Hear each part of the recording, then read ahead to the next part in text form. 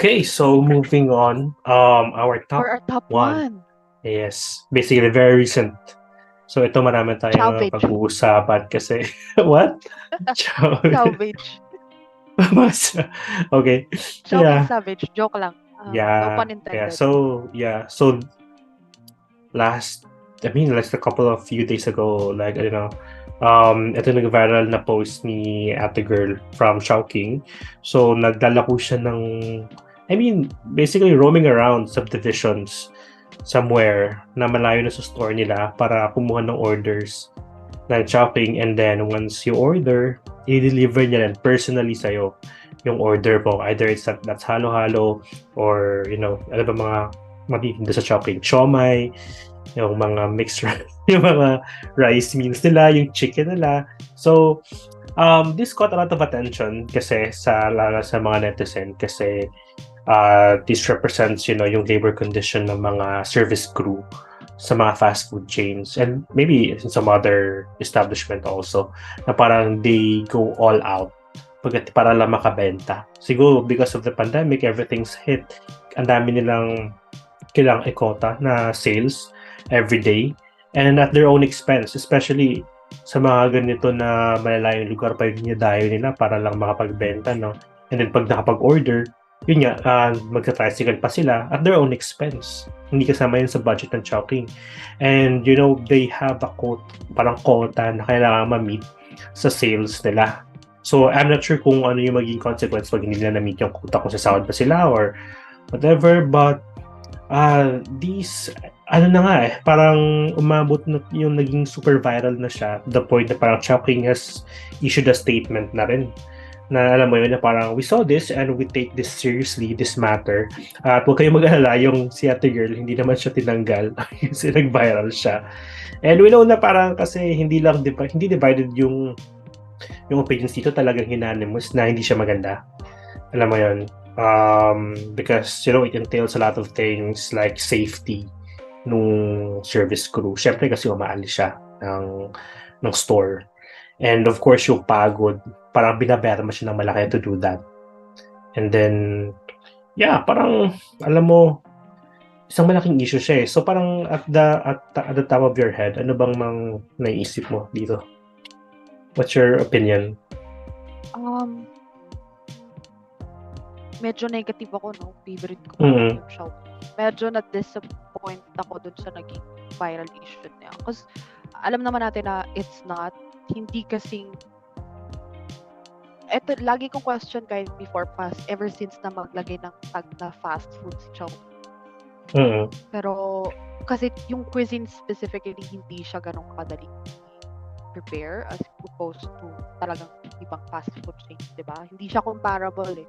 So hindi naman siya, pero fast food pa rin siya in terms of Chinese, I guess. Yeah. Yung mga food na yun. However, I totally appreciate the personal touch of the service crew kasi way above and beyond. Una, kung iisipin mo, gagawin niya yun para ma-reach yung quota niya. And the reality is, these are fast food crews. Gaano kalaki ba yung sinisweldo ng mga staff na to for them to consider doing that? Kasi kung isipin mo, okay lang yung out of store sales. However, parang kung magbabahay-bahay ka, parang iba na yun eh. Parang extreme na yun na po. Na, Ibang level ng marketing yun eh. Alam kong, alam kong Filipino, especially dun mga hardworking. Thank you so much, Ate Girl. Na-appreciate ka namin for your effort. Sana magkaroon ka ng special bonus from Chowking itself. Kasi kung hindi niya gustong madaling pumetics sa kahit anong trabaho eh. Kasi pag at the end of the day, sabihin mo, sir, kung lumalabas na naman kami sa labas eh, kung wala siyang sales, hindi naman siya habulin ni Chowking eh. May videos pa doon, makikita siya kung nag-aalok siya ng mga dumadaan, di ba? Doon sa mismong store nila. Pero parang ang layo na talaga, nagbahay-bahay si ate. Nag-chip pa siya. Oo, nag-chip pa siya para pumunta sa areas na yun para lang mag-alok. I think, dapat i-question yung management decision on why they're pushing that. Kasi okay lang na gawin nila eh. Pero, alam mo ba na kasi di ba marketing part Mm. ng course ko before ng college. According to, I'm not too correct na hindi na ako sobrang tama dito sa point of view na to. However, I believe na according to that statistical analysis, na kunyari mag-invest ka ng 100% sa isang marketing activity or campaign, it doesn't mean na convertible siya to 100%. Like, wala pang 10%. Swerte ka na pag nag 10% or 20% kapag na-convert yun into sales. So, parang sobrang taas naman ng pressure ng sales quota for that group for her to be going out of stores, tapos magbahay-bahay pa mismo. Parang it's something that we have to think about as a business perspective, no? Kasi una, papangit yung image nila. Kahit anong i-retrieve ni Chowking, yung Davao branch na yun, parang magkakaroon na siya ng ping.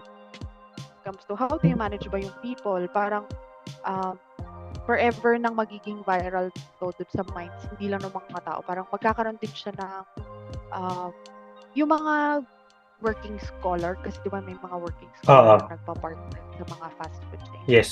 I think bago ka pumasok ng Shopee, pag-iisipan mo na talaga, ay, Shopee yung i-offer sa akin, ayoko doon, parang narinig ko yung ganito, di ba? So, hindi lang isang aspect ng as a business, yung kumbaga yung ibang stakeholders pa ng Shopee mapapaisip ka. Tapos on the minds of the consumers, if that's how they treat their clients or their service crews, I don't think it's something that we should support. Kasi 'di ba parang nire-represent ng activities na yun yung mission and vision ng company. And if ganun yung pinapursue nila, parang medyo may mali, 'di ba? Parang it's something na dapat bang suportahan din natin to as or patronize as consumers kasi ganito sila, 'di ba? I love Chowking, pero medyo naging napitas to sa malaking pinas to talaga sa nila. Ako naman parang I'll just give it a benefit of the doubt kasi itong Chowking fast food chains, alam mo, most of them were franchises lang din naman eh. I'm not sure kung paano yung management nito. Kasi di ba parang if magkaibang branch tapos franchise ko lang, parang may susundan ba akong guidelines or baka naman yung specific branch lang na yun yung naggumagawa ng ganong klaseng alam mo yun, mga service, ganyan ng offer. I don't think na sa buong Pilipinas ganun yung Chowking eh. Yung parang they let their service crews go out para magbahay-bahay marketing.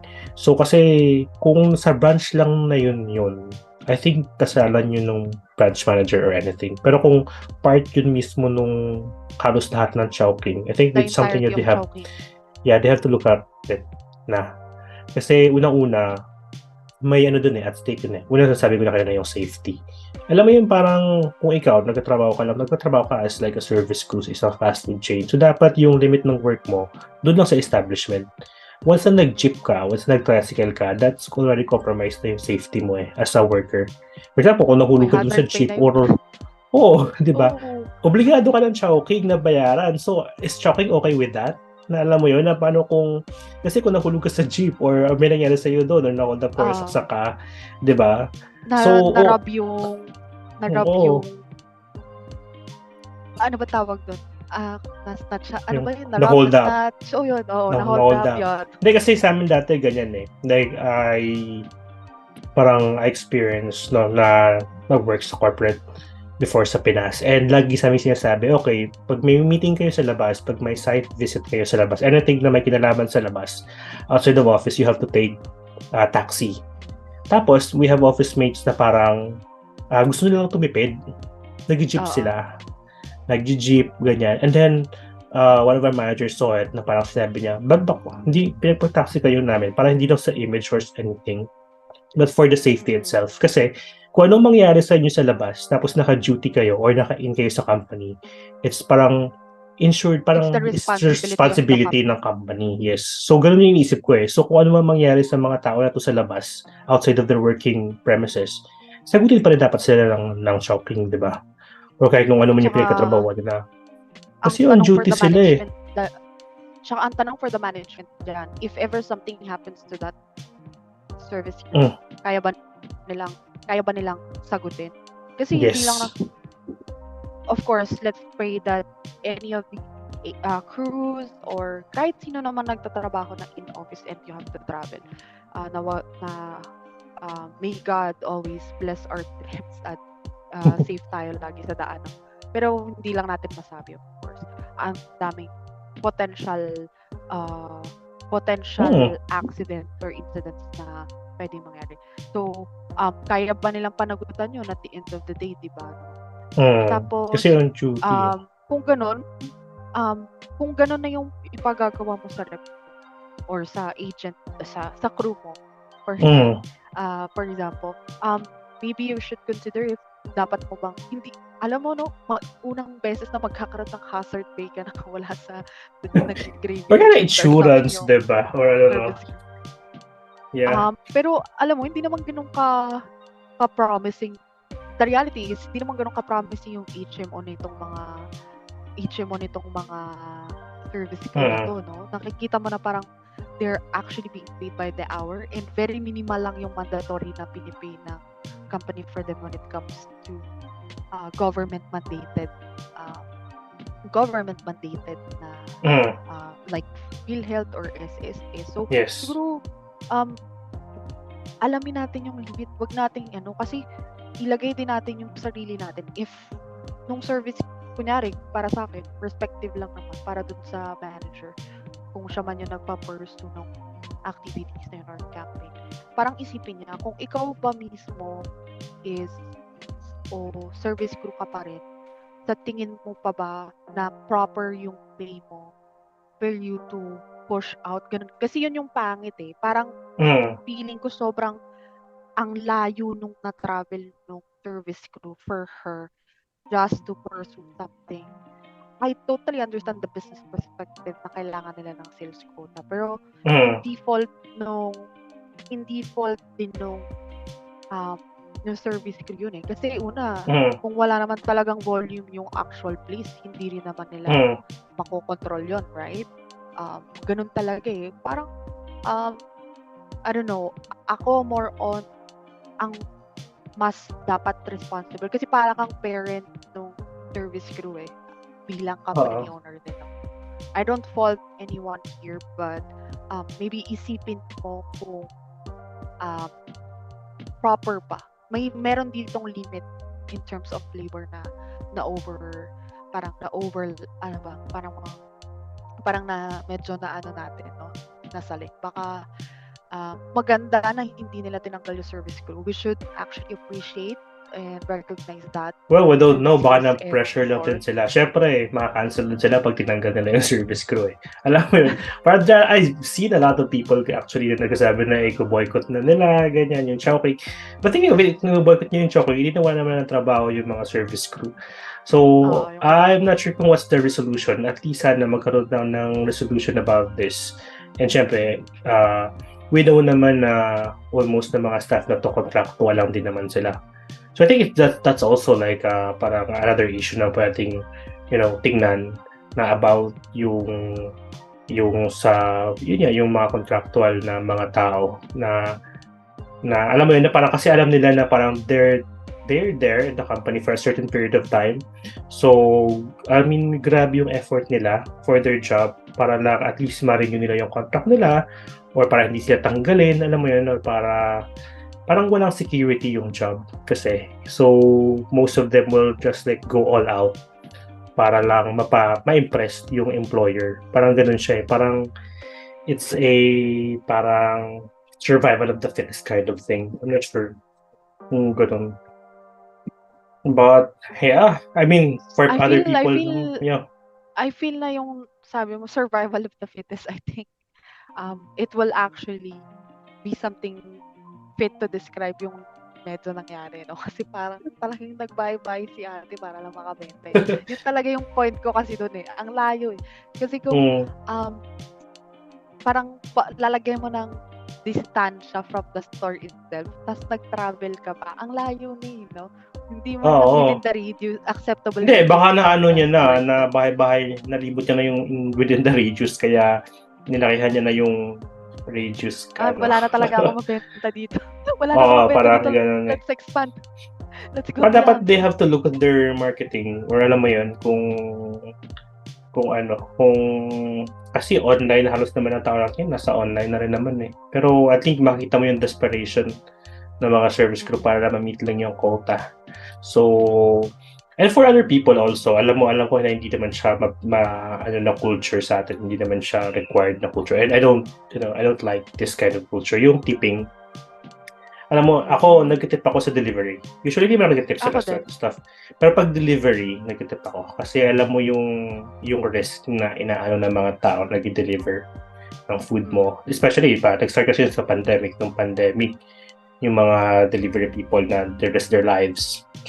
Tapos kahit Literally, ngayon... they risk their lives. Wala naman silang hazard pay pag nag-deliver.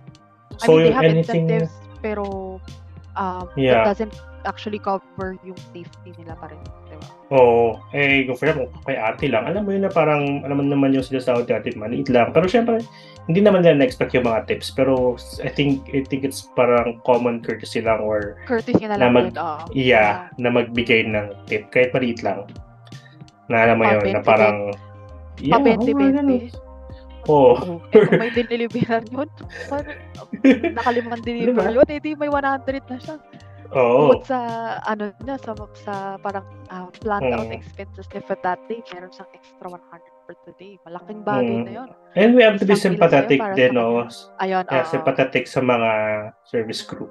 Alam mo ako, I have one rule usually na parang, I have rule for this myself na parang never ever be rude to someone who prepares your food or handles your food.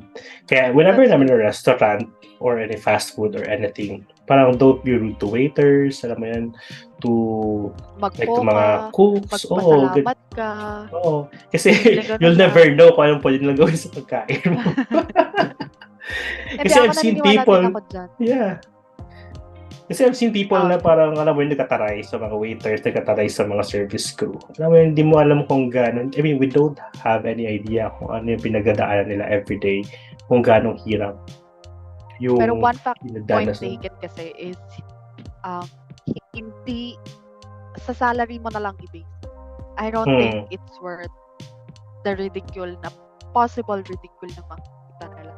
And wag tayo mag-expect kasi at the end of the day, pagka pumasok ka doon, pinasok mo yun, ang tagline fast food. Hindi siya fine dining restaurant. Yeah. If you want something more pleasant for your experience, maghahanap ka ng mas mahal. Kasi grabe to, Nasa budget mo ba, di ba? Oo. Hindi, kasi grabe minsan, di ba, pag pupunta ka ng fast food, iba, alam mo yun, yung parang mix yung order mo, or, ano ba mga, hihingi ka ng ketchup, nakalimutan ka na, nanghihingi ka ng ketchup, parang gano'n. Hihingi ka ng ketchup sa counter, tapos biglang sabi, sige ma'am, okay lang, wait. Tapos, nakalimutan ka na. Kasi sila parang, lagi nagkatrabaho eh. Alam mo yun, I remember a friend before na nag-work sa Chowking. Tapos lagi ko siyang binibisita, no? Hindi ko na lang sabihin. Once na binibisita ko siya, alam mo yung wala na talaga siyang time para to entertain me. So, ang ginagawa namin, umorder ako ng Chowking, kumakain ako, then, parang she will pretend na maglinis. Alam mo, naglinis siya, nag-uusap ka. Oh, cute. Parang alam ko na kung sino yan Chowking din ata yan nagtatrabaho. Chowking. Kaya malapit sa puso ko at Chowking. So, yeah. Okay. Actually, kumakain din ako doon. Kung pareho tayo ng friends na pinag-uusapan. Pumupunta din ako doon para kumain sa Chowking. Para makipagkwentuhan sa kanila. Pero mabibilib ka talaga sa kanila kasi alam mo na hardworking. Hardworking. Yeah. People with goal-oriented. And saludo tayo sa mga service crew. Let's go invite them sometime, no? I think one of them will be definitely happy to have to be guested at we'll see. Dapat yan sa episode na to pero sige, kausap ka pa naman yun. Let's see kung ano yung mga follow-up. Sayang, hindi pala natin naisip. Dapat in-invite natin. Sorry na, magkakaibigan po kasi kami ng matagal. So, anyway, so moving on. So that's our top 5 November virals. Join us again maybe next week sa isa pang mainit na usapan, isa pang nagbabagang Oo, patatas. tapos if you guys enjoyed this, I guess, Mhm. this specific or episode for today, no, just feel free to comment, suggest kayo ng mga topics na tingin nyo that should be discussed or Mhm. conversed on para hindi lang tayo yung we don't want to educate people, of course, pero alam mo yung nakakatuloy yung ganitong conversations, or kung ikaw as a listeners, I would listen to it because may matututunan ka pa or may pwede ka pang share sa other people. So we really do appreciate yung mga feedback din na, kahit yung mga personal feedback lang for people na we know and who are not a fan, however, who actually supports this endeavors of ours. So thank you for that, and we will really appreciate it. We'll be grateful even dun sa mga maibibigay nyo pa or ma-share nyo na gusto nyo pag-usapan. Sobrang seryoso nung ano, no? Sige, sorry na. Yes. Lagi na tayong Yes. seryoso. Okay na yan. Pero maghanap tayo Ganda, ng ganda ng petty sinabi topics. mo. Ganun. So if you wanna sound off or just comment, just feel free to comment, and send us an email kung may gusto kayong sabihin, or we just want to be, nag-start pa lang naman tayo. Syempre, we want this podcast to be better. Kung may suggestions kayo or anything na gusto nyong gawin namin, just feel free. This is like a free discussion. So yeah, salamat Tuwalhati sa oras. That's it for today. Thank That you is so for much today. for your Thank you time. so much. Yeah. See you again. Bye. Bye-bye.